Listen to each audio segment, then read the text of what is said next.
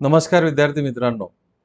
आज आपण arithmetic reasoning या टॉपिकवर पी-वाय-क्यू म्हणजे प्रिव्हियस इयर क्वेश्चन पेपर्समध्ये जे क्वेश्चन्स विचारलेले आहेत त्याच्यावर चर्चा करणार आहोत. आता अरिथमेटिक रिझनिंग हा जो टॉपिक आहे याच्यामध्ये बऱ्यापैकी वेळेस आपल्याला गणितीय क्रिया वापराव्या लागतात. काही गणिताचे सूत्र देखील आपल्याला वापरावे लागतात. गणित आणि बुद्धिमत्ता या दोघांची सांगड घालून आपल्याला या प्रश्नांचे उत्तरं द्यायची आहेत. मग यामध्ये काही व्यवहारीवरचे देखील प्रश्न आपल्याला आलेले आढळतील. तर चला मग आपण सुरू करूया. पहिला प्रश्न बघा आपल्यासमोर येतोय, की एका परीक्षेमध्ये प्रत्येक अचूक उत्तरासाठी 4 गुण मिळतात आणि चुकीच्या उत्तरासाठी 1 गुण कापला जातो. जर त्या विद्यार्थ्याने 60 प्रश्न सोडवले, जेवढे प्रश्न होते तेवढे सर्व सोडवलेत आणि त्याला 130 गुण मिळाले, तर त्याचे किती प्रश्न अचूक सोडवले त्याने? ओके, अचूक सोडवले म्हणजे त्याचे बरोबर आलेले आहेत. तर आता या प्रकारचे प्रश्न सॉल्व्ह करायचे असतील तुम्ही समीकरण तयार करून देखील करू शकतात. बट मी तुम्हाला असं म्हणेल, की समीकरण तयार करण्यापेक्षा पर्यायांचा जर तुम्ही वापर केला, तर सर्वात सोयीचं होईल. कारण की कोणत्या पद्धतीने तुम्ही प्रश्न सॉल्व्ह करताय ते महत्त्वाचं नाहीये. तुमचं अचूक पर्याय तुम्हाला उत्तर मिळतंय त्याच्यावर आपला फोकस झाला पाहिजे आणि प्रश्न व्यवस्थित जर तुम्हाला समजला असेल, तर पर्यायांची मदत आपल्याला घेता येते. उदाहरणार्थ, मी जर पहिला पर्याय हा माझा उत्तराचा पर्याय मानला, जर त्याचे अचूक प्रश्न 35 आले असतील, तर त्याचे चुकीचे प्रश्न हे 25 असणार आहे. कारण की त्याने 60 प्रश्न सोडवलेले आहेत. ओके, आता एका बरोबर प्रश्नासाठी 4 गुण, तर त्याला 140 गुण इथून प्राप्त होतील आणि एका चुकीच्या प्रश्नासाठी 1 गुण म्हणजे याच्यातून 25 प्रश्न त्याचे वजा होतील. 140 वजा 25 केल्यावर तुम्हाला 115 मिळणार आहे. म्हणजे पहिल्या पर्यायानुसार त्याला 115 गुण मिळतायत, पण आपल्याला प्रश्नामध्ये 130 गुण मिळाले असं दिलेलं आहे. म्हणून आपला पहिला पर्याय उत्तराचा असणार नाही. दुसरा पर्याय आपण बघा चॉईस करू. अचूक प्रश्न त्याचे 38 असतील, तर चुकीचे प्रश्न त्याचे 22 असणार आहे. हां. आता एका बरोबर प्रश्नासाठी त्याला 4 गुण मिळतात. सो 8 चोक 32, 8 4 152 होतील. गुण प्राप्त झाले. पण त्याच्यातून हे 22 प्रश्न चुकलेत, म्हणजे एका प्रश्नासाठी 1 गुण वजा होतो, तर 22 गुण वजा होतील. 152 वजा 22 130 मिळतायत आणि तेच आपल्याला प्रश्नामध्ये दिलं होतं, की त्याला 130 गुण मिळालेत. म्हणजे पर्याय क्रमांक 2 आपला बरोबर पर्याय आहे. आय होप तुम्हाला ही पद्धत समजली असेल. आता पर्याय ज्यावेळेस तुम्ही वापरताय त्यावेळेस सर्वात महत्त्वाचं काम तुम्हाला असं करायचंय, की तुम्हाला प्रश्नांमधली दिलेली संपूर्ण माहिती व्यवस्थित समजून घ्यायची आहे आणि त्यानुसार काम करायचंय. पुढचा प्रश्न त्याच पद्धतीचा आहे. मी तुम्हाला विनंती करेल व्हिडिओ पॉज करा आणि तुम्ही सोडवण्याचा प्रयत्न करा. बघा, नित्याने प्रत्येक प्रश्नाला 5 गुण याप्रमाणे 30 प्रश्नांची चाचणी सोडवली आहे. प्रत्येक प्रश्नाला 5 गुण मिळतात. बरोबर जर तुमचा प्रश्न आला तर 5 गुण मिळणार आहेत. या चाचणीतील प्रत्येक गुणासाठी एकूण गुणांतून 3 गुण कापले जातात.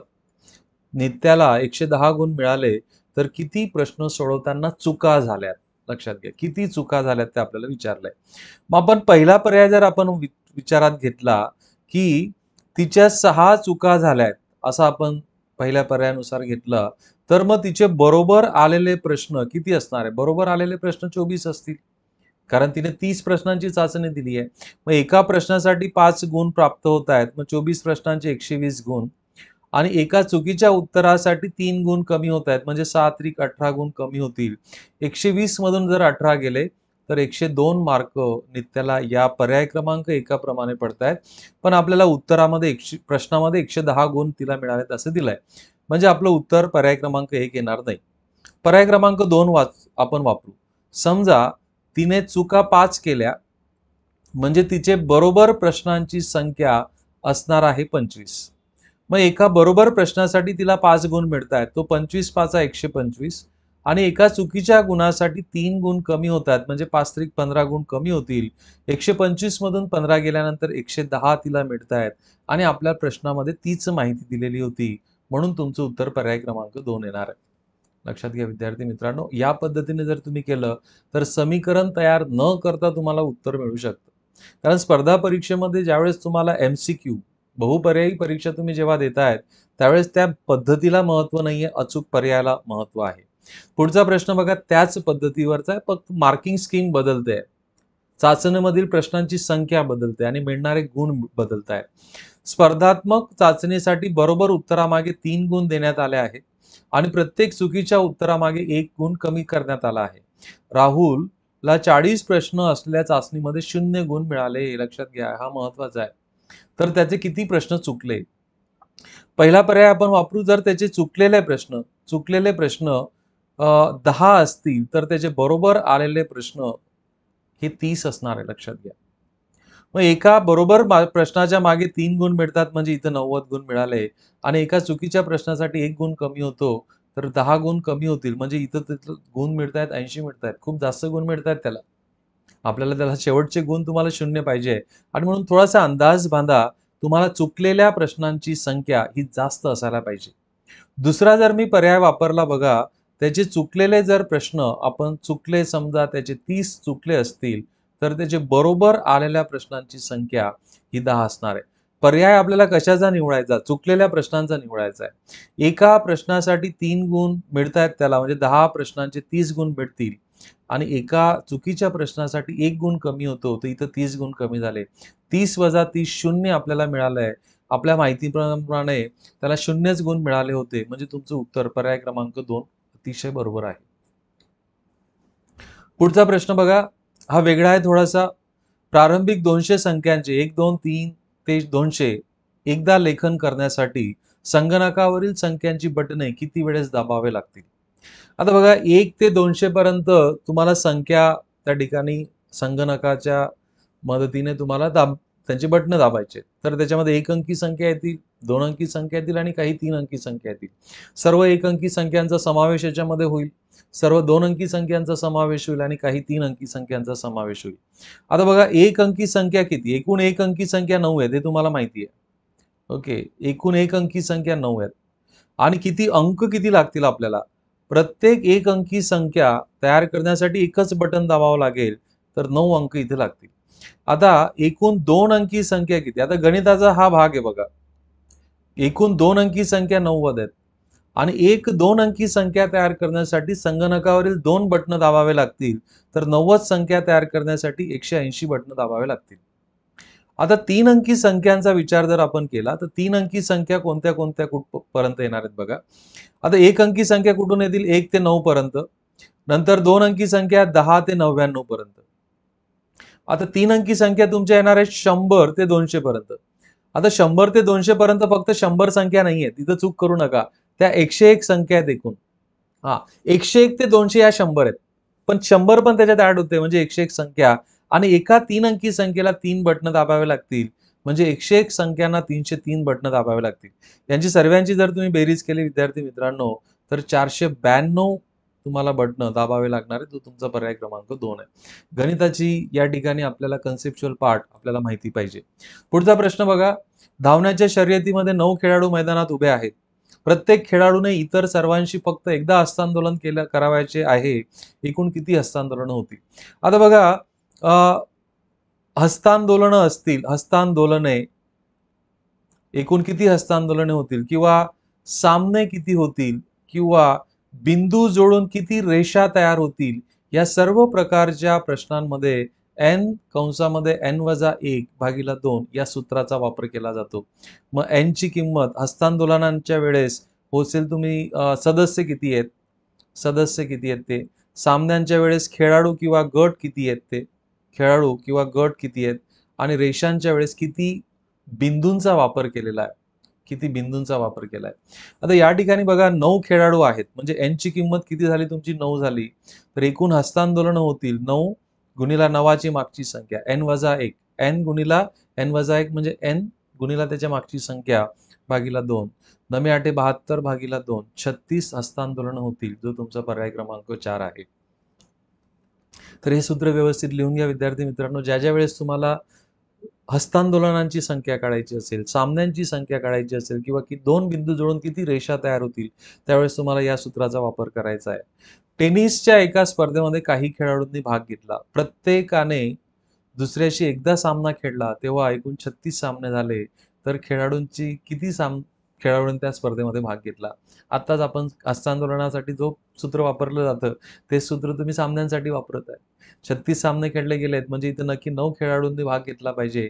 कारण बघा 9 गुणिले 9ची मागची संख्या 8/2 72 भागीला 2 तुमचं उत्तर 36 येणार आहे. 36 सामने खेळले गेले म्हणजे 9 खेळाडू त्याच्यामध्ये भाग घेतले गेलेले पाहिजे होते. म्हणजे मागचाच प्रश्न विरुद्ध पद्धतीने या ठिकाणी विचारलेला आहे.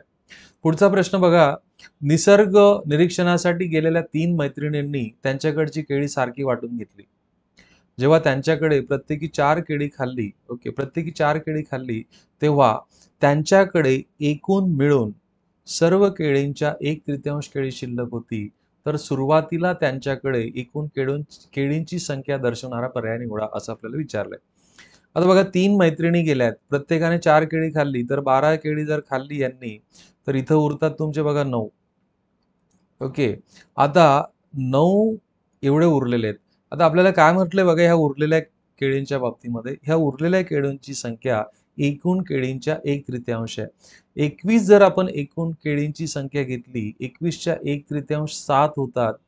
केळी 7 उरायला पाहिजे होत्या, पण इथं 9 उरतायत, म्हणून आपला पर्याय क्रमांक 1 येणार नाही. 3 मैत्रिणींनी प्रत्येकी 4 याप्रमाणे 12 केळी खाल्ली, तर 24 जर आपण पर्याय आपला उत्तराचा मानला, तर 24 मधून 12 गेले 12 उरतात. 24च्या 1/3 घेतलं तर ते 8 उरतात. तर 12 केळी खाऊन 8 केळी उरायला पाहिजे होती, पण उरतात 12, म्हणजे आपला हा पण पर्याय नाही. 18 मधून 12 गेले. प्रत्येकाने 4-4 केळी खाल्ली, याप्रमाणे 3 मैत्रिणींच्या 12 केळ्या गेले, किती राहिले 6. 18च्या 1/3 6 होत आहेत आणि इथं हे उरलेली केळं आणि ही सारखी येते, म्हणजे सुरुवातीला त्यांच्याकडे 18 केळी होत्या. म्हणून मी विद्यार्थी मित्रांनो, तुम्ही लक्षात घ्या, अप्रोच समजून घेण्याचा प्रयत्न करा.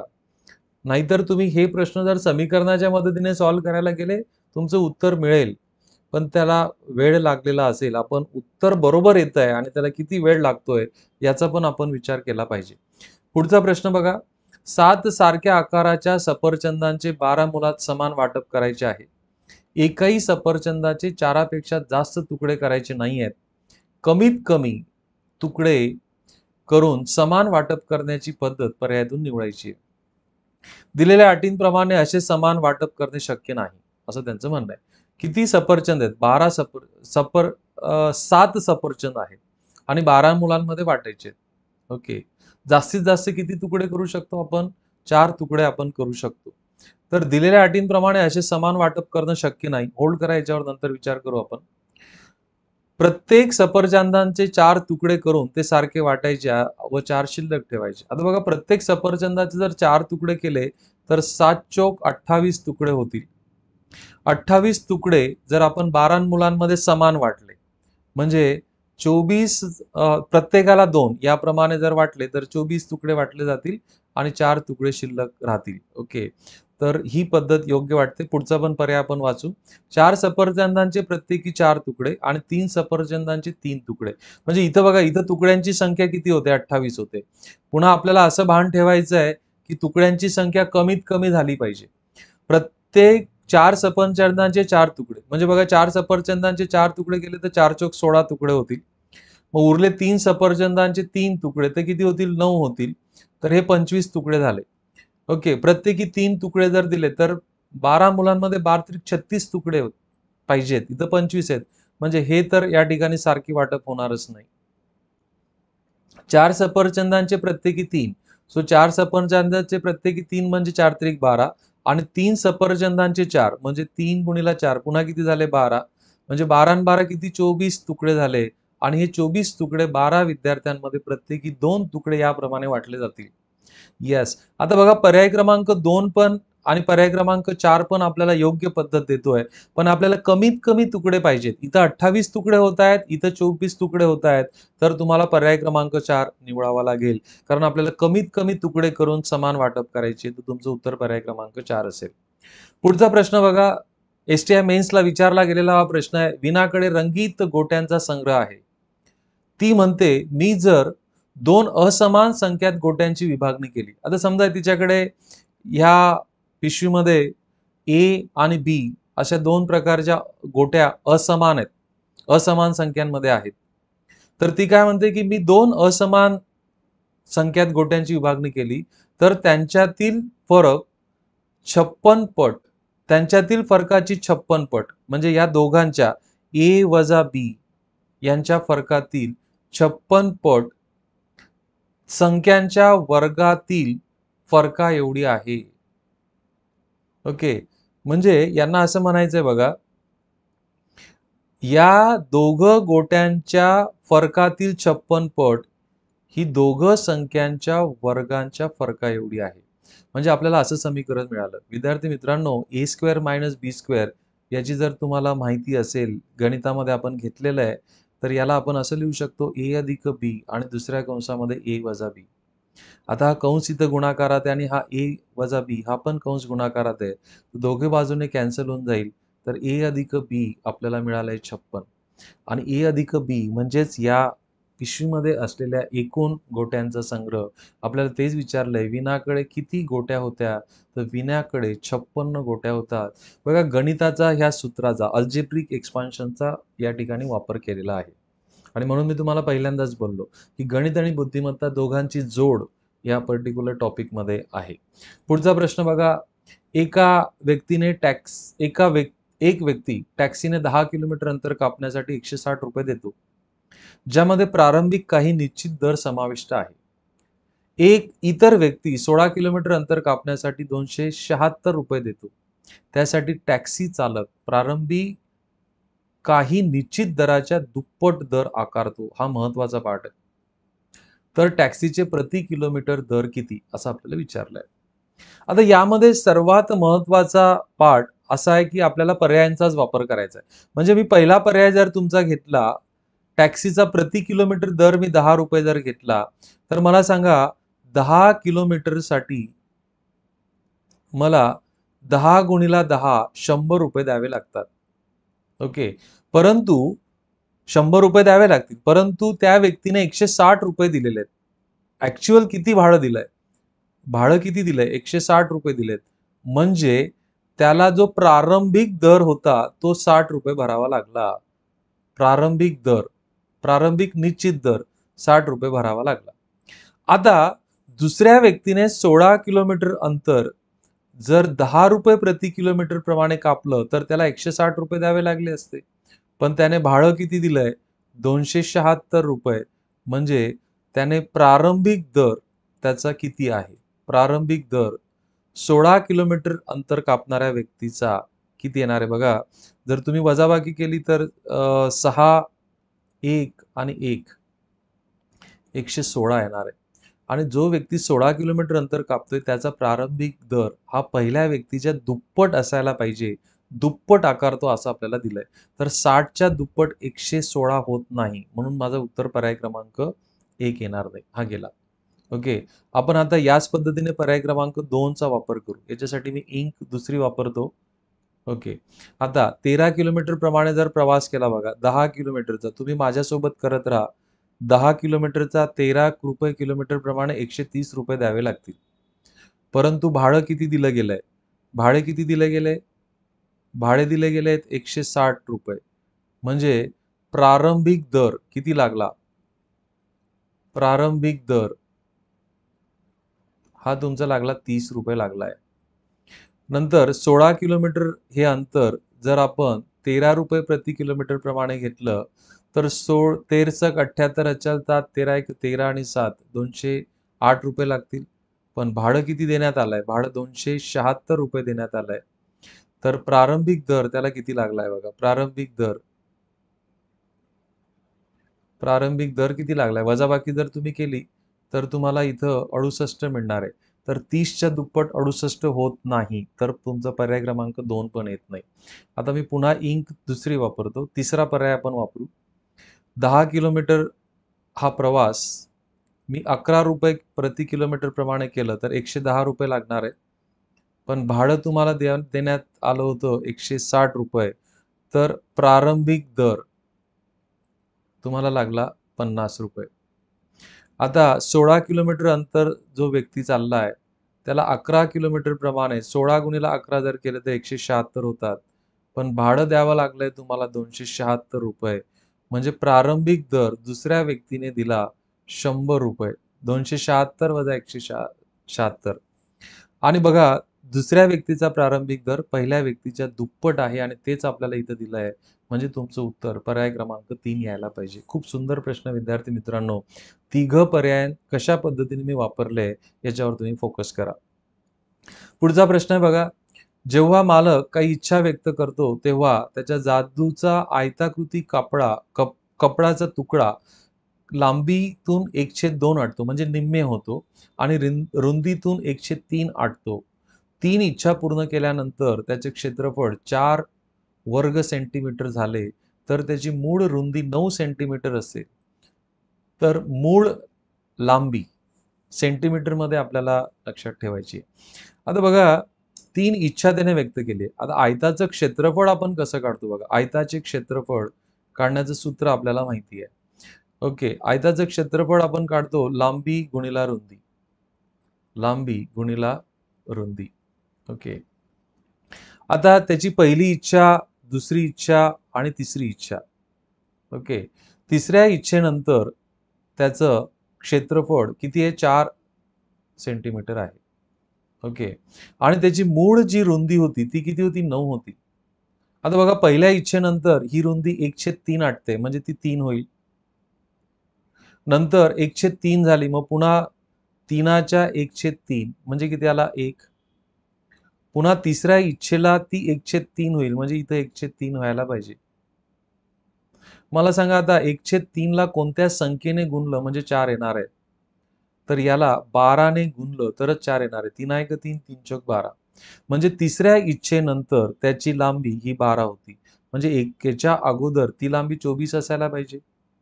कारण प्रत्येक इच्छेनंतर ती लांबी काय होते? अर्धी होते, हाफ होते. मग पहिल्या इच्छेला ती लांबी किती असायला पाहिजे? 48. म्हणजेच ओरिजिनल त्याची लांबी किती असेल? 96 असेल. तुमचं उत्तर पर्याय क्रमांक 4 असणार आहे. तर अशा पद्धतीने हा प्रश्न सॉल्व्ह करायचा. बघा ओरिजिनल लांबी जर 96 मानली, पहिल्या इच्छेनंतर लांबी अर्धी होईल म्हणजे किती होईल? 48 होईल. दुसऱ्या इच्छेनंतर ती 24 होईल. तिसऱ्या इच्छेनंतर ती 12 होईल. येस. 3 इच्छा त्याने पूर्ण केल्या आहेत. म्हणजे 12 गुणिला 1/3 बरोबर 4 वर्ग सेंटीमीटर तुम्हाला मिळतंय. म्हणून त्याची मूळ लांबी ही 96 असेल. पुढचा प्रश्न बघा वयवारीवरचा आहे. वडिलांचे सध्याचे वय मोठ्या मुलाच्या वयाच्या दुप्पट आहे. आता बघा वडील आणि मोठा मुलगा या ठिकाणी आपल्याला त्यांचं वय निश्चित करायचं. मोठा मुलगा. सध्याचं वय, सध्या म्हणजे आजचं वय. सध्याचं वय जर तुम्ही बघितलं तर वडिलांचे वय मोठ्या मुलाच्या वयाच्या दुप्पट आहे. म्हणजे याचं जर x असेल तर वडिलांचं वय 2x आहे. 10 वर्षानंतर वडिलांचं वय धाकट्या मुलाच्या वयाच्या तिप्पट होईल. 10 वर्षानंतर. ओके. 10 वर्षानंतर. म्हणजे 10 वर्षानंतर हा आपण धाकटा मुलगा जर आपण इथं घेतला. धाकटा मुलगा. म्हणजे याचं 10 वर्षानंतर याचं वय काय? याचं y असेल तर यांचं y किती असेल? 3y असेल. आणि दोघं मुलांमधील वयाचे अंतर 15 वर्ष आहे म्हटलंय. म्हणजे सध्याचं त्यांच्या मोठा मुलगा आणि लहान मुलगा यांच्या वयातलं अंतर हे 15 वर्ष आहे. तर बघा आता आपण पर्यायांच्या मदतीने आपण काम करू. वडिलांचं वय, आजचं वय किती? वडिलांचं वय जर 110 आहे बघा आजचं वय. 110 जर वडिलांचं वय मानलं तर मोठ्या मुलाचं वय 55 वर्ष येईल. 10 वर्षानंतर यांचं वय कितीने वाढणार आहे? 10 वर्षांनी वाढणार आहे म्हणजे हे 40 120 होईल. 120 असेल तर हे त्या ठिकाणी 40 होईल. 40च्या तिप्पट. मग मला सांगा आता 10 वर्षानंतर जर धाकटा मुलगा 40 वर्षाचा होतोय तर तो 10 वर्षापूर्वी हा 30 वर्षाचा असायला पाहिजे. आता आज जर सध्या जर तुम्ही विचार केला तर मोठा मुलगा 55 वर्षाचा आहे, लहान मुलगा 30 वर्षाचा आहे. या दोघांच्या वयातला फरक हा 25 वर्ष येतोय. पण आपल्याला उदाहरणामध्ये तो 15 वर्ष दिला आहे. म्हणून तुमचं उत्तर पर्याय क्रमांक 1 होणार नाही. ओके. पर्याय क्रमांक 1 तुमचं उत्तर होणार नाही. तर अशा पद्धतीने आपल्याला पर्याय जर तुम्ही चेक केले तर तुम्हाला उत्तरापर्यंत पोहोचता येईल. आता बघा मी दुसरा पर्याय का नाही घेणार? जर वडिलांचं आजचं वय मी 70 वर्ष घेतलं तर 10 वर्षानंतर त्यांचं वय 80 वर्ष होईल. आणि 10 वर्षानंतर वडिलांचं वय 3च्या पटीतच यायला पाहिजे, पण ते 80 3च्या पटीत नाही म्हणून हा पर्याय माझा गेलाय. 110 ऑलरेडी गेलाय. आजचं वडिलांचं वय 60 वर्ष असेल तर 10 वर्षानंतर त्यांचं वय 70 वर्ष होणार आहे. पुन्हा 70 3च्या पटीत नाहीये म्हणून हा गेला. तुमचं उत्तर 50 वर्षच व्हायला पाहिजे. म्हणजे बघा, वडिलांचं आजचं वय जर आपण 50 वर्ष घेतलं तर मोठा मुलगा 25 वर्षाचा होईल. 10 वर्षानंतर वडिलांचं वय 60 वर्ष होणार आहे. मग धाकट्या मुलाचं वय 20 वर्ष होईल. 10 वर्षापूर्वी धाकटा मुलगा 10 वर्षाचा असणार आहे. मागे तुम्ही 10 वर्ष जायचंय. तर आजचा जर सिनारिओ जर बघितला, मोठा मुलगा 25 वर्षाचा, धाकटा मुलगा 10 वर्षाचा, यांच्यातला फरक 15 वर्ष येतोय, जे मला दिलंय. म्हणजे माझं उत्तर पर्याय क्रमांक 4 या ठिकाणी येतंय. मागच्या बऱ्याच सत्रांमध्ये मी तुम्हाला सांगितलं, ज्यावेळेस तुम्ही प्रश्न पर्यायांच्या मदतीने सॉल्व्ह करतायत, त्यावेळेस पर्याय क्रमांक 4ला प्राधान्य दिलं तर तुमचं काम त्या ठिकाणी लवकर होऊ शकतं. पुढचा पर्याय बघा, हरप्रीत आणि गुरुप्रीत यांच्या वयाचे गुणोत्तर 11:9 आहे. 15 वर्षापूर्वी त्यांच्या वयांचे गुणोत्तर 4:3 होते. म्हणून गुरुप्रीतचं आजचं वय किती आपल्याला विचारलंय. आता याच्यासाठी 2-3 पद्धत मी तुम्हाला सांगतो. सर्वात पहिली सोपी पद्धत म्हणजे बघा, गुरुप्रीतचं आजचं वय विचारलेलं आहे आणि गुरुप्रीतच्या आणि हरिप्रीत आणि गुरुप्रीत यांच्या आजच्या वयांचं गुणोत्तर 11:9 दिलंय. गुणोत्तरात दुसरा क्रम गुरुप्रीतचा आहे, तर गुरुप्रीत 9ने रिप्रेझेंट केला गेला आहे. म्हणजे गुरुप्रीतचं आजचं वय 9च्या पटीत येणार आहे. 55 9च्या पटीत नाहीये म्हणून गेला. 40 9च्या पटीत नाहीये म्हणून गेला. 30 9च्या पटीत नाहीये म्हणून गेला. तुमचं उत्तर 45 जो 9च्या पटीत आहे तो तुमचं उत्तर येणार आहे. समजा तुम्हाला या पद्धतीने 9चे 2 पटीतील संख्या भेटल्या असत्या, तर 45 मध्ये 15 मिळवल्यानंतर ती संख्या 3च्या पटीत यायला पाहिजे. कारण 45 मधून 15 वजा केल्यानंतर, कारण 15 वर्षापूर्वी म्हणतोय, तर ती संख्या ही 3च्या पटीत यायला पाहिजे. कारण की गुरुप्रीतचं 15 वर्षापूर्वीचं वय 3ने रिप्रेझेंट केलेलं आहे आणि ते येत आहे. म्हणून तुमचं उत्तर हे बरोबर आहे. दुसरी पद्धत बघा, हरिप्रीत आणि गुरुप्रीत. ओके, हरिप्रीत आणि गुरुप्रीत यांचं आजचं वय यांचे गुणोत्तर तुम्हाला दिलं होतं 11:9, तर 11:9 असं लिहून घ्या. 15 वर्षापूर्वी त्यांचं गुणोत्तर 4:3 होतं.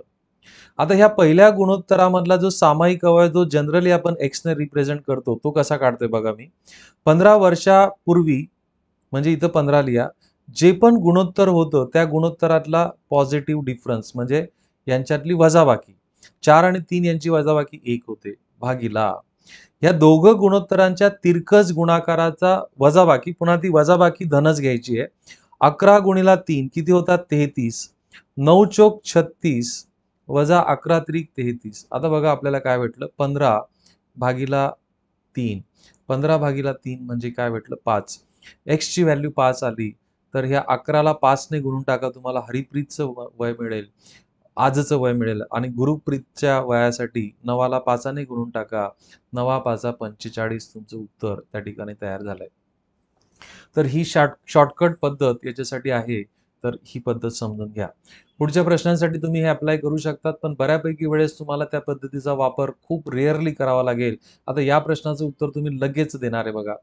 उमेश व महेश यांच्या आजच्या वयाचे गुणोत्तर 2:3 आहे. 5 वर्षानंतर त्यांच्या वयाचे गुणोत्तर 3:4 होईल. तर महेशचे आजचे वय किती? आता महेशचं वय हे दुसऱ्या क्रमांकावर आहे आणि ते 3ने दर्शवलं गेलं आहे. तर तुम्ही असा पर्याय निवडणार आहे, कारण आजचं वय विचारलंय आणि हे आजच्या वयांचं गुणोत्तर आहे. असा पर्याय निवडा की जो 3च्या पटीत असेल आणि 3च्या पटीत एकच पर्याय तुम्हाला दिलेला आहे, तो म्हणजे पर्याय क्रमांक 3. ही झाली पहिली पद्धत. दुसरी पद्धत बघा, दुसरी पद्धत पण मी या ठिकाणी मेन्शन करतोय. उमेश आणि महेश यांच्या आजच्या वयाचं गुणोत्तर 2:3 आहे. 5 वर्षानंतर त्यांचं गुणोत्तर झालं 3:4.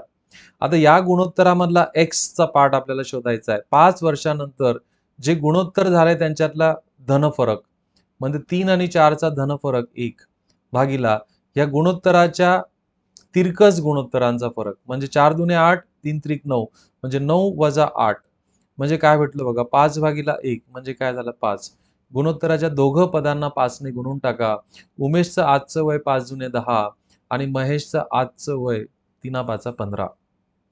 आय होप की तुम्हाला दोघं पद्धती समजतायत. पुढचा प्रश्न बघा, पुन्हा वयवारीवरचा आहे आणि प्रश्न वाचल्यानंतर पर्यायांकडे एक तिरकी नजर टाका. तुम्हाला उत्तर मिळण्याची दाट शक्यता आहे.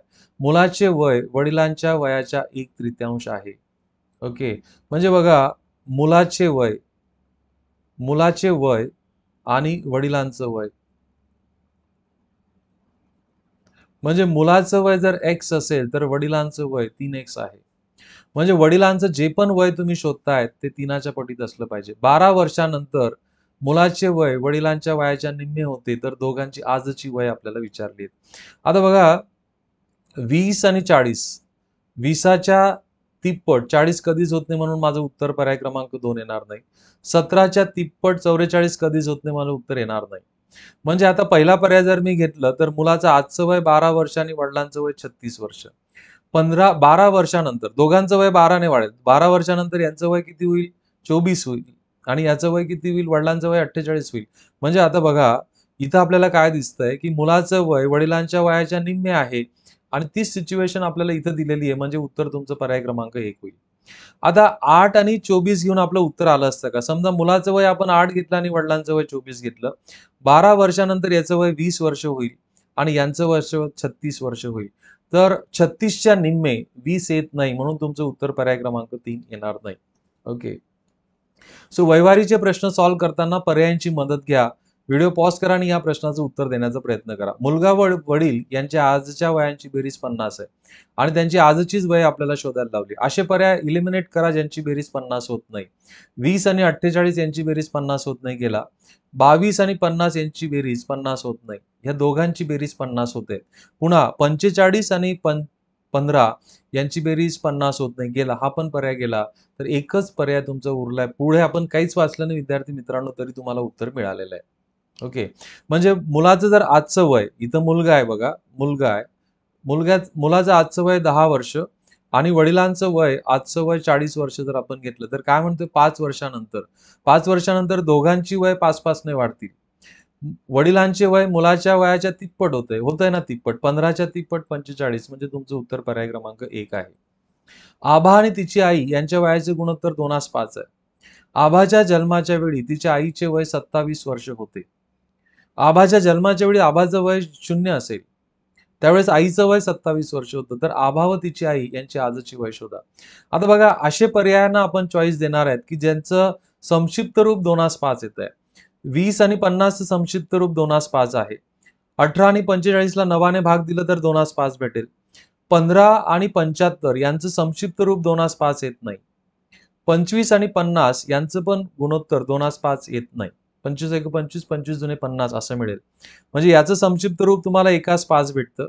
15 एक 15, 15 पाचा 75 आणि याचं संक्षिप्त रूप तुम्हाला 1:2 भेटतं. पण आभा आणि तिची आई यांचं वयाचं गुणोत्तर आजचं 2:5 दिलंय, म्हणून हे 2 पर्याय गेले.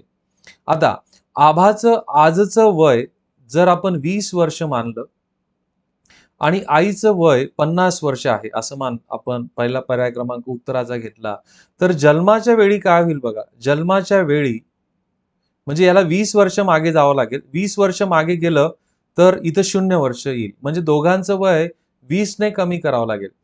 पण आईचं वय 50ला 20 ने कमी केल्यानंतर 30 येत आहे. पण आबाच्या जन्माच्या वेळी आईचं वय 27 वर्ष होतं. याच्यानुसार आपल्याला 30 मिळतंय. म्हणजे उत्तर पर्याय क्रमांक 1 पण होणार नाही. तुमचं उत्तर पर्याय क्रमांक 2 येणार आहे. ते तपासून बघू बघा. आभाचं आजचं वय 18 वर्ष आहे आणि आईचं वय 45 वर्ष आहे. तर आभाच्या जन्माच्या वेळी हे वय 0 असेल, म्हणजे 18 वजा केले आपण याच्यातून. तर 45 मधून 18 वजा केल्यावर आपल्याला बरोबर 27 भेटतायत आणि तीच इन्फॉर्मेशन आपल्याला दिली आहे, म्हणजे उत्तर पर्याय क्रमांक 2 बरोबर आहे. पुढचा प्रश्न बघा. वत्सला आणि सारा यांची आजची वय अनुक्रमे 14 व 10 वर्ष आहे. किती वर्षांनी त्यांच्या वयाचे गुणोत्तर 5:4 होईल? आता बघा, वत्सला आणि सारा यांचं आजच्या वयांचं गुणोत्तर किती आहे? आजचे वय 14 आणि 10 आहे. एक एक पर्याय आपण घेऊ बघा. याच्यात जर मी 5 मिळवले तर 19 आणि 15 होईल. दोघांचं वय 5-5 ने वाढेल. आता 19 ही मूळ संख्या आहे, म्हणून त्याचं संक्षिप्त रूप 5:4 होणार नाही, म्हणून हा पर्याय गेला.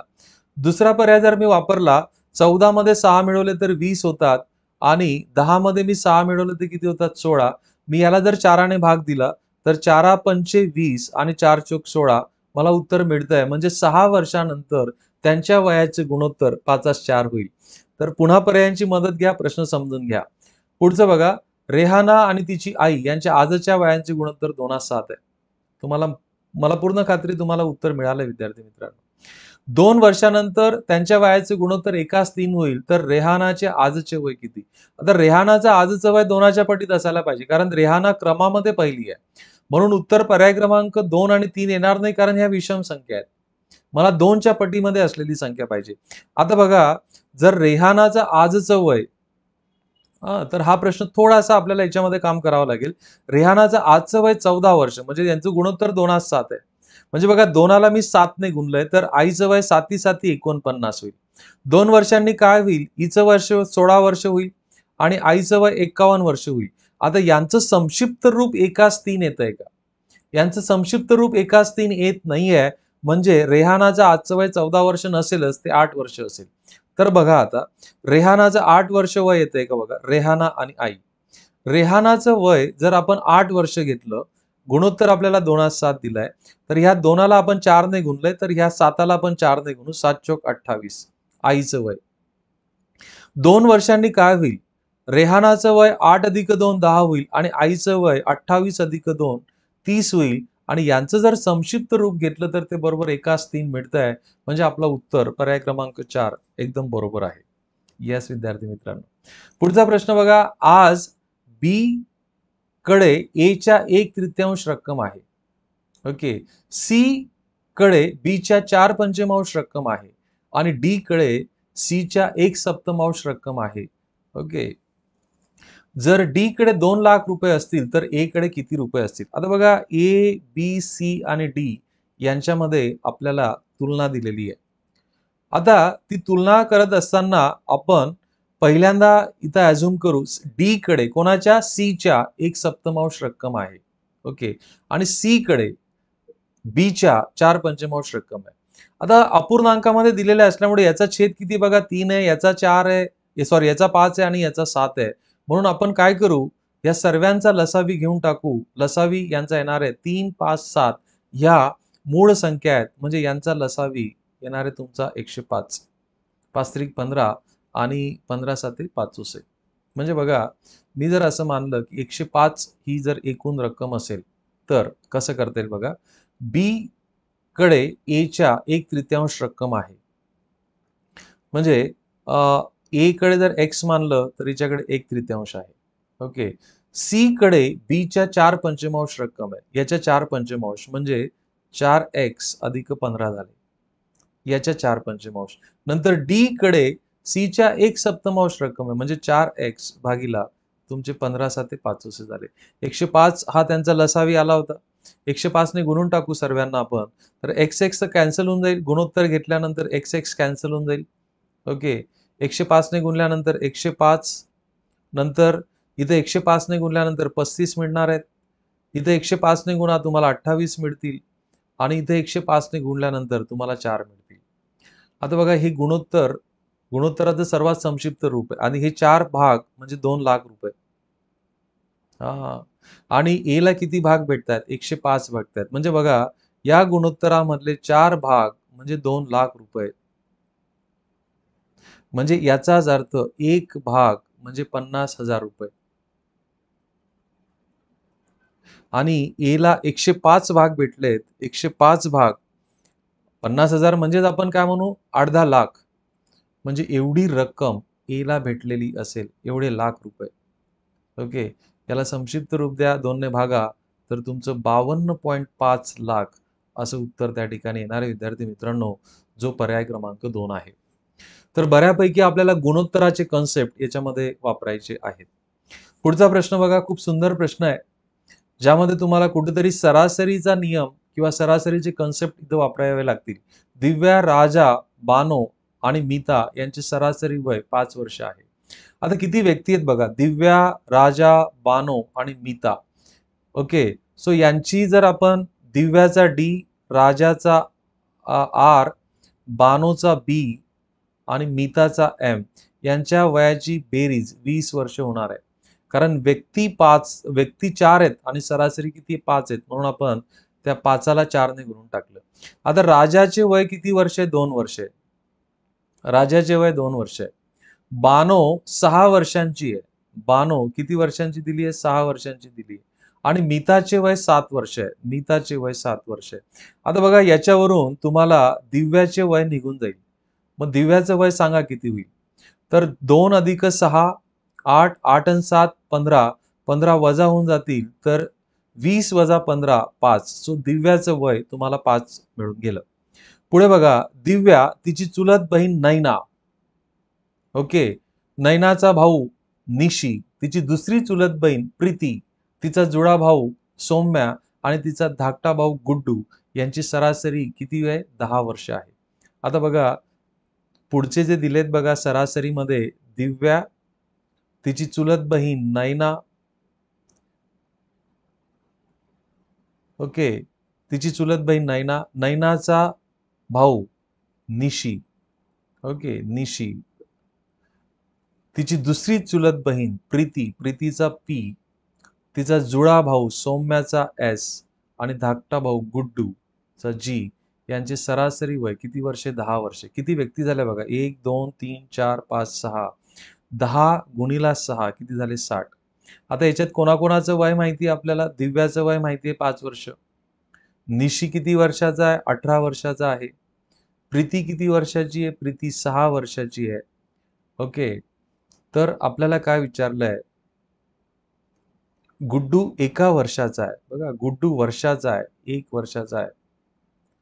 आता आपल्याला विचारलंय नैनाचं वय दर्शवणारा पर्याय आपल्याला विचारलेला आहे.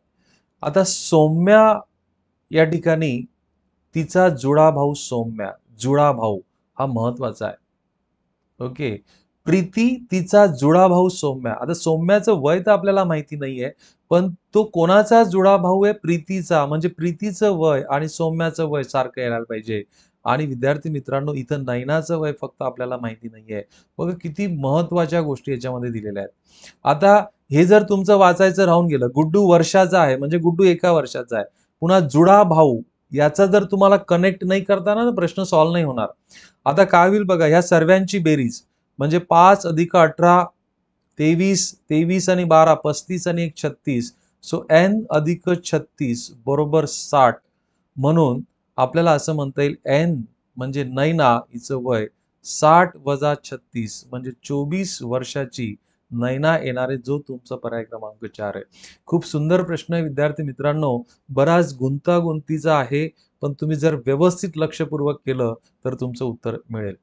पुढचा प्रश्न बघा, संपतने आपल्या शेताच्या 1/3 भागात ऊस लावला, 1/4 भागात भुईमूग लावला आणि उरलेल्या 35 एकरात त्याने ज्वारी लावली, तर संपतचे एकूण किती एकर शेत होते? आता बघा, संपत 1/3 आणि 1/4 भाग लावतोय, म्हणजे या 3 आणि 4चा जर लसावी घेतला तर तो 12 येतो.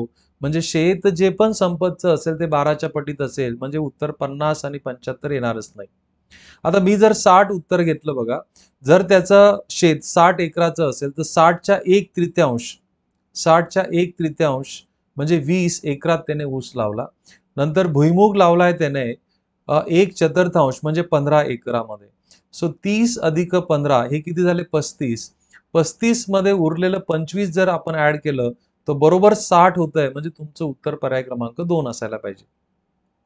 पर्याय क्रमांक 3 काय येणार नाही बघा, ऊस जर त्याने 1/3 याच्यामध्ये लावला, याच्या 1/3 ऊस 40 आणि भुईमूग जर त्याने लावला, भुईमूग जर त्याने 1/4 केला तर 30. सो 40 अधिक 30 किती झाले? 70. म्हणजे त्याचं 50 एकर शेत उरतंय. पण इथं काय म्हटलंय, किती उरलेलं आहे? 25च एकर उरलंय. म्हणून तुमचं पर्याय क्रमांक 3 येणार नाही, पर्याय क्रमांक 2 बरोबर आहे. पुढचा प्रश्न बघा, मुकुंदकडे सागरपेक्षा 50 रुपये अधिक आहेत. त्यांच्याजवळील रकमांचा गुणाकार 15,000 होतो, तर प्रत्येकाजवळील रक्कम किती? आता मुकुंद जवळ 50 रुपये जास्त आहेत. आता मुकुंद जवळ 50 रुपये जास्त असतील तर पर्याय क्रमांक 4 तुमचं उत्तर येणारच नाही, कारण इथं मुकुंदकडे 25 रुपये कमी आहेत. पहिला पर्याय येण्याची शक्यता आहे, मुकुंदकडे सागरपेक्षा 50 रुपये जास्त आहेत. ही पण शक्यता आहे, ही पण शक्यता आहे.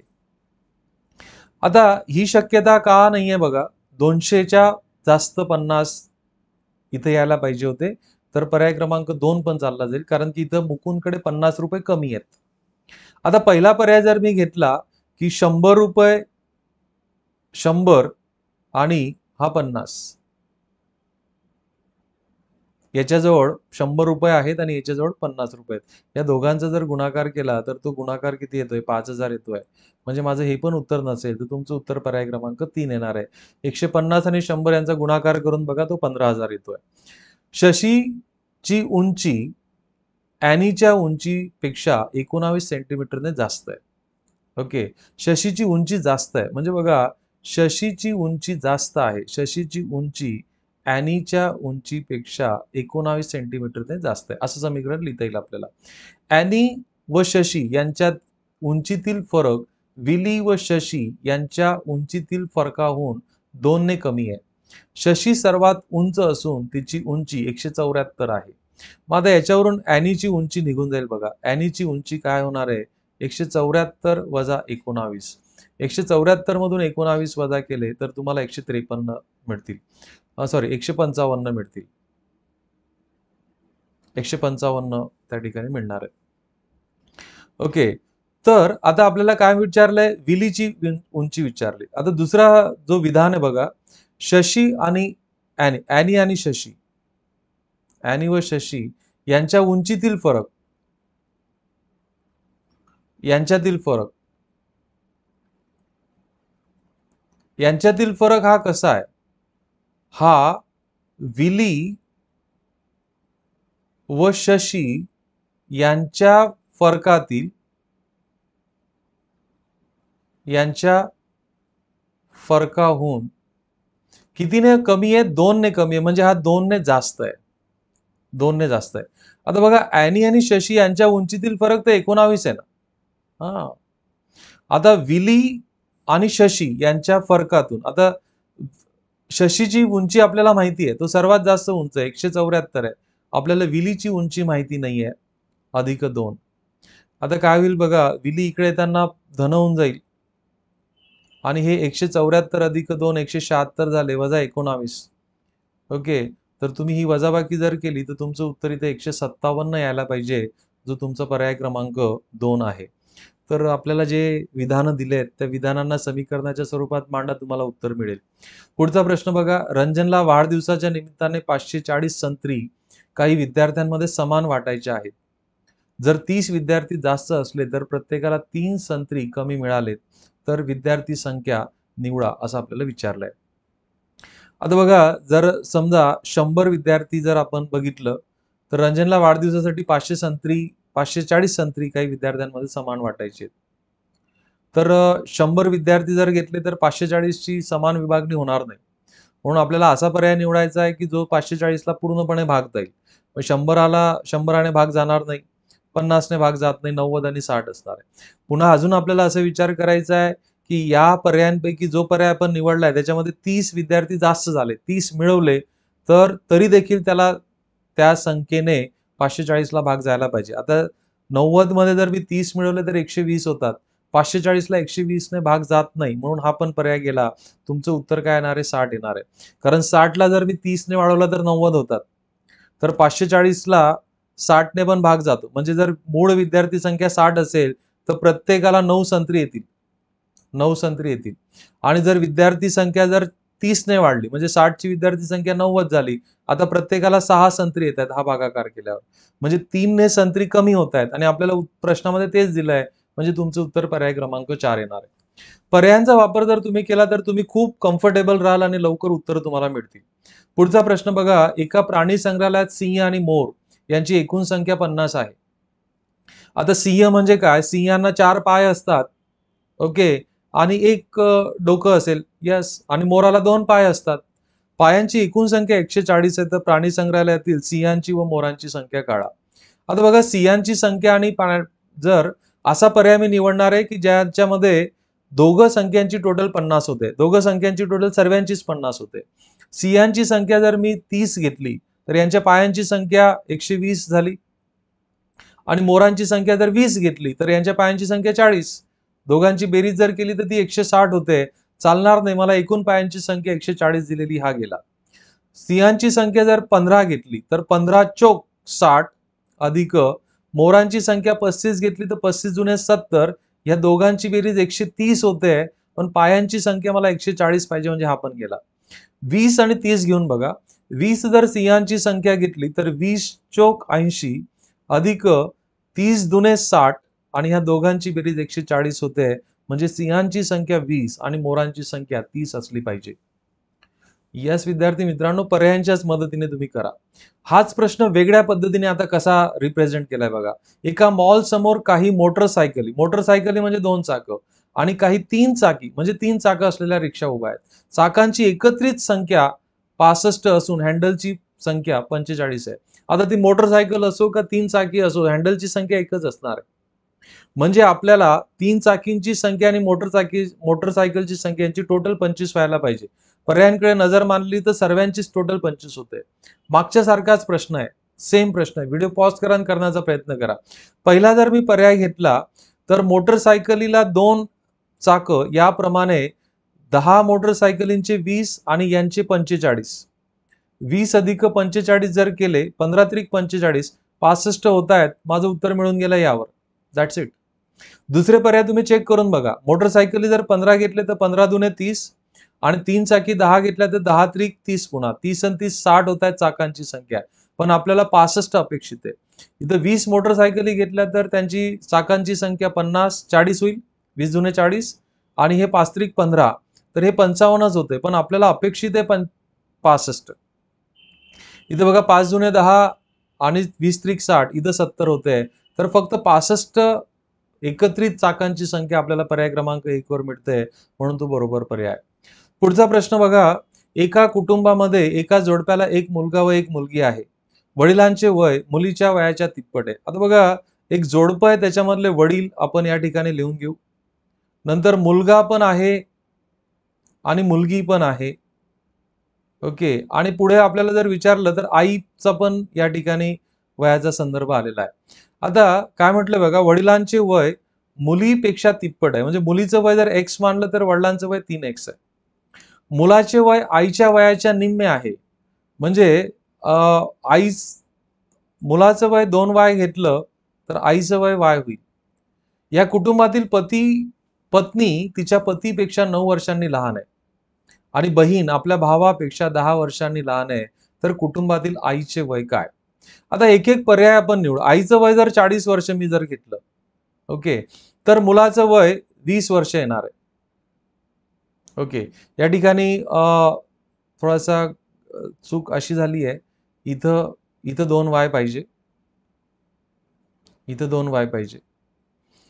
बघा, आईचं वय जर 40 वर्ष मानलं तर मुलाचं वय 20 वर्ष येईल आणि बहीण भावापेक्षा 7 वर्षांनी लहान आहे, म्हणजे मुलीचं वय 13 वर्ष येणार आहे. आणि मुलीचं वय 13 वर्ष घेतलं तर वडिलांचं वय 13 त्रिक 39 वर्ष येईल. आणि मला सांगा, पत्नी बहीण लहान आहे. ओके, आता वडिलांचं वय किती येतं 39 आणि आईचं वय 40 आहे, तर पत्नी 9 वर्षांनी लहान आहे. इथं आपल्याला तसं दिसत नाही. इथं वडील म्हणजे पती 1 वर्षांनी लहान झाले, म्हणून आपला हा पर्याय येणार नाही. पहिला पर्याय आपण चेक केला, तो येणार नाही. चला दुसरा पर्याय आपण चेक करू. आपण आईचं वय 45 वर्ष घेऊ शकत नाही, कारण ते 2च्या पटीत नाही आहे. सो 45 गेलं. 50 जर आपण आईचं वय घेतलं बघा, तर मुलाचं वय 25 वर्ष येईल. मुलीचं वय 18 वर्ष येईल, कारण की मुलगी बहीण भावापेक्षा किती वर्षांनी कमी आहे? 7 वर्षांनी कमी आहे. आणि मुलगी जर 18 वर्षाची आले तर वडील 54 वर्षाचे येतील आणि आई आणि वडील यांच्या वयातला फरक 9 वर्ष पाहिजे होता, इथं 4च वर्षाचा आहे. म्हणून हा पर्याय क्रमांक 3 जो वापरला तो पण चुकीचा आहे, म्हणजे तुमचं उत्तर पर्याय क्रमांक 4 यायलाच पाहिजे. बघा, आईचं वय जर मी 60 वर्ष घेतलं तर मुलाचं वय या ठिकाणी 30 वर्ष येणार आहे.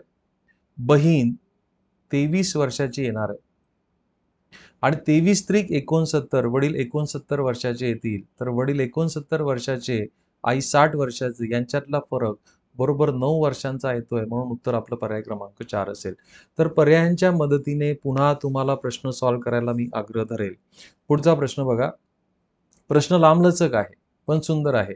एका व्यक्तीला तळाभोवती असलेल्या 3 देवळात कमळे व्हायची आहेत. तो फुले तोडणार एवढ्यात त्याने तळ्यातील देवतेचा आवाज ऐकला.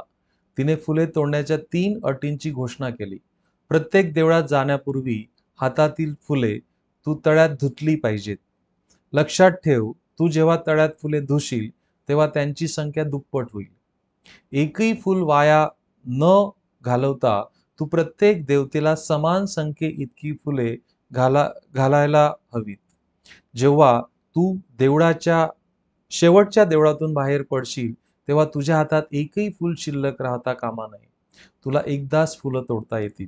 एवढ्या अटी आपल्याला त्या ठिकाणी टाकलेल्या आहेत. म्हणजे काय, प्रत्येक देवळात जाण्यापूर्वी फुलं धुवायची आहेत. फुलं धुतल्यानंतर दुप्पट होतील. 3 मंदिरांमध्ये फुलं आपल्याला व्हायची आहेत. प्रत्येक मंदिरामध्ये सारखेच फुलं व्हायची आहेत. आणि शेवटच्या मंदिरातून बाहेर पडताना तुमच्या हातामध्ये एकही फूल शिल्लक राहायला नको. मध्ये कुठेतरी फुलं कमी पडले तर तुम्हाला फुलं तोडता येणार नाही. फुलं एकदाच तोडायचे आहेत. तर आपल्याला प्रश्न काय विचारला आहे? व्यक्तीने सुरुवातीला कमीत कमी जितकी फुले तोडली पाहिजेत आणि तिने प्रत्येक देवताला कमीत कमी किती फुले वाहिली पाहिजेत ती आपल्याला संख्या निवडायची. आता बघा विद्यार्थी मित्रांनो, इथं आपण हे 3 देऊळ या ठिकाणी काढू आणि एक एक पर्याय आपण वापरण्याचा प्रयत्न करू.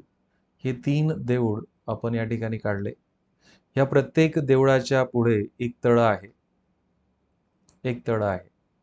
एक व्यक्ती या ठिकाणी फुलं तोडले, त्याने 10 फुलं तोडले, तर 10 फुलं तो इथं धुवेल. 10 फुलांची 20 फुलं होतील. आता दुसरा हा पर्याय काय सांगतोय, की प्रत्येक मंदिरात वाहिलेली फुलं.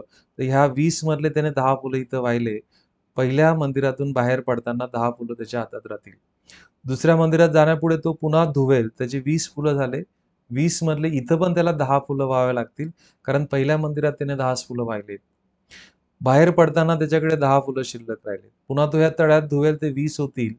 इथं 10 फुलं शिल्लक त्याला व्हावे लागतील. कारण पूर्वी त्याने 10-10 फुलंच वाहिलेत. प्रत्येक देवळात आपल्याला सारखीच फुलं व्हायची आहेत. बाहेर पडताना त्याच्याकडे 10 फुलं हातामध्ये शिल्लक आहेत. चालणार नाही. शेवटच्या देवळातून बाहेर पडल्यावर त्याच्याकडे एकही फूल शिल्लक राहायला नको अशी अट आहे. मग आता दुसरा पर्याय आपण वापरण्याचा प्रयत्न करू. दुसरा पर्याय बघा काय म्हणतोय. दुसरा पर्याय जर आपण इथं वापरला तर पुन्हा आपण या ठिकाणी मंदिरं काढून घेऊ.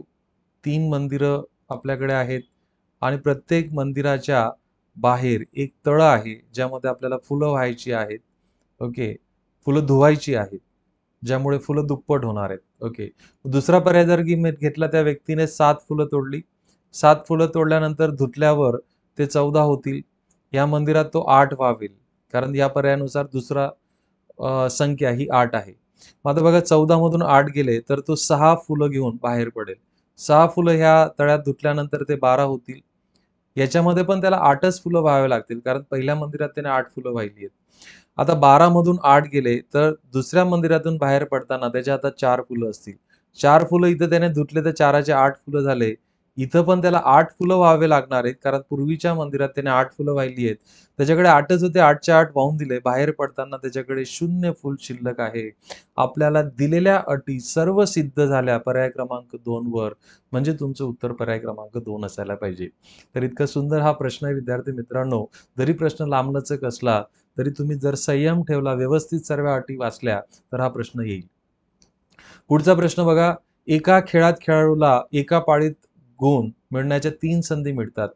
प्रत्येक सलग जय खेळाडूला आधीच्या जयापेक्षा अधिक गुण मिळवून देतो. दुसरा जय पहिल्यापेक्षा 100 गुण जादा बहाल करतो.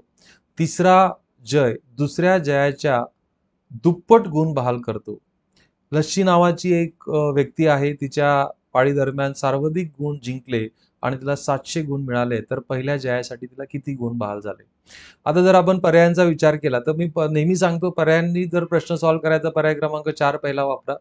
पहिला पर्याय क्रमांक 4 जर वापरला तर पहिल्या डावात किंवा पहिल्या जयात जर तिला 100 गुण मिळाले असतील तर दुसऱ्या जयामध्ये तिला किती गुण मिळणार आहे? पहिल्यापेक्षा 100 गुण जास्त म्हणजे 200 गुण तिला इथे मिळतील. तर तिसऱ्यामध्ये तिला किती मिळणार आहे? दुसऱ्या गुणाच्या दुप्पट म्हणजे 200च्या दुप्पट 400. या तिघांची टोटल 700 व्हायला पाहिजे आणि ती होते. कारण तिला एकूण गुण 700 मिळाले आहेत. म्हणजे तिला पहिल्या जयासाठी 100 गुण मिळाला पाहिजे. पर्याय क्रमांक 4 मी पहिल्यांदा वापरला होता आणि त्यावर मला उत्तर मिळून गेलं. पुढचा प्रश्न बघा. लुसीकडे झिनित आणि जया यांच्याकडे असलेल्या नारळांच्या बेरजेच्या दुपटीपेक्षा 10 नारळ कमी आहेत. एमपीएससी सीसॅट 2018 मध्ये विचारला गेलेला हा प्रश्न आहे. जयाकडे झिनितच्या दुप्पट नारळ आहेत. जर लुसीने झिनितला 15 व जयाला 5 नारळ दिले तर झिनित व जया यांच्याकडे लुसीकडे सुरुवातीला असलेल्या नारळांच्या अर्ध्या संख्ये इतके नारळ असतील. तर झिनितकडे सुरुवातीला असलेल्या नारळांची संख्या दर्शवणारा पर्याय आपल्याला निवडायचा आहे. आता बघा, आपल्याला विचारलंय झिनितकडे सुरुवातीला किती नारळ होते आणि अजून 2 व्यक्ती तुमच्याकडे आहेत. एक म्हणजे लुसी आणि दुसरी म्हणजे जया. ओके. आता बघा, प्रश्न सॉल्व्ह करायला आपण शेवटचा जो प्रश्न होता ते उत्तर आपण समजा मी मानलं झिनितकडे 10 नारळ होते. आता बघा, लुसीकडे झिनित व जया यांच्या नारळाच्या बेरजेच्या दुपटीपेक्षा 10 नारळ कमी आहेत. 10 नारळ कमी आहेत. ओके. आणि जयाकडे झिनितच्या दुप्पट नारळ आहेत. म्हणजे आता झिनितकडे 10 नारळ असतील तर जयाकडे 20 नारळ आहेत. आता लुसीचे नारळ काढता येतील बघा. ते कसे आहेत? झिनित आणि जया यांच्याकडे असलेल्या नारळांच्या बेरजेच्या दुपटीपेक्षा 10 ने कमी. सो 10 आणि 20 यांची बेरीज झाली 30. 30च्या दुप्पट 50 आणि 30च्या दुप्पट 60 आणि 60 पेक्षा 10 ने कमी म्हणजे 50 नारळ लुसीकडे असतील. हे समजून घ्या बघा. लुसीकडे असलेले नारळ कसे आहेत? झिनित आणि जया यांच्याकडे असलेल्या नारळांच्या बेरजेच्या आपण बेरीज केली बघा. 10 आणि 20 ची बेरीज केली किती आली? 30. त्याची दुप्पट 30ची दुप्पट 60. 60 पेक्षा 10 ने कमी म्हणजे 50 नारळ आले. आता बघा, इथं काय म्हणतोय? जर लुसीने झिनितला 15 नारळ दिले. लुसीने जर झिनितला 15 नारळ जर दिले तर झिनितकडे 25 नारळ होतील आणि 5 नारळ जयाला दिले तर जयाकडे पण 20 अधिक 5 25 नारळ झाले. तर प्रत्येकीकडे लुसीकडे असलेल्या नारळांच्या अर्ध्या संख्ये इतकी नारळ. लुसीकडे सुरुवातीला 50 नारळ होते विद्यार्थी मित्रांनो. 50च्या निम्मे 25 25 यांच्याकडे आलेले आहेत. जे सर्व अटी आपल्या सिद्ध होऊन गेल्या पर्याय क्रमांक 1 वर. म्हणजे पर्याय क्रमांक 1 हा लुसीकडे असलेल्या नारळांची संख्या दर्शवतोय. खूप सुंदर प्रश्न आहे. एमपीएससी सीसॅट 2018 मध्ये विचारला गेलाय. एमपीएससी सीसॅट 2018 मध्ये विचारलेला हा प्रश्न बघा पुन्हा. शहर ए पासून बी शहर चे 2 तिकीट आणि शहर ए ते शहर सी यांचे 3 तिकिटाचे एकूण भाडं 77 रुपये. म्हणजे बघा, शहर ए आहे, याला इथून बी ला आणि सी ला जायचंय. इथं जर तुम्ही 2 तिकीटं घेतले आणि इथं 3 तिकीटं घेतले तर यांची एकत्रित भाडं तुमचं 77 रुपये. आणि दुसऱ्या सिनारिओमध्ये ए पासून बी चे 3 तिकीटं आणि ए पासून बी चे 3 तिकीटं आणि ए पासून सी चे 2 तिकीटं यांचे एकत्रित भाडं 73 रुपये आहे. तर आपल्याला ए पासून शहर बी व शहर सी चं एकूण बस भाडं आपल्याला विचारलंय. आता हे करत असताना आपल्याला पर्याय वापरायचे आहेत बघा. मी जर म्हटलं ए ते बी चं भाडं 14 रुपये असेल तर या 2 तिकिटांचं किती झालं बघा. 14 दुणे 28 आणि 23 त्रिक 69. आता 28 आणि 69 यांची बेरीज 77 होत नाही, म्हणून माझा पर्याय क्रमांक 1 येणार नाही. पुढचा बघा, 13 आणि 17 दिलाय. मग आता जर तुम्ही हा वापरला बघा, हा पर्याय जर तुम्ही वापरला, ओके, 2 तिकिटांचं ए ते बी चं 2 तिकिटांचं भाडं जर तुम्ही 13 रुपये प्रमाणे जर घेतलं तर ते 26 रुपये होतं आणि 17 रुपये प्रमाणे 3 तिकिटांचं भाडं 51. तर 26 आणि 51 यांची टोटल 77 होते.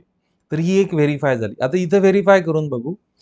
तर ए ते बी चं 3 तिकिटांचं भाडं 13 रुपये प्रमाणे 39 आणि ए ते सी चं 2 तिकिटांचं भाडं 17 प्रमाणे 34 आणि ह्या दोघांची बेरीज पण 73 होते. म्हणजे तुमचं उत्तर पर्याय क्रमांक 2 असायलाच पाहिजे. यस विद्यार्थी मित्रांनो. अशाच पद्धतीने हे करायचंय. पुढचा प्रश्न बघा. एका परीक्षेमध्ये 40 उमेदवार हिंदीत पास झाले आणि शेकडा 30 इंग्रजीत नापास झाले दिलेलं आहे. तर आपण वेन आकृती काढू शकतो. इथं हिंदी, इंग्रजी दोन्ही विषयात नापास झालेले 10,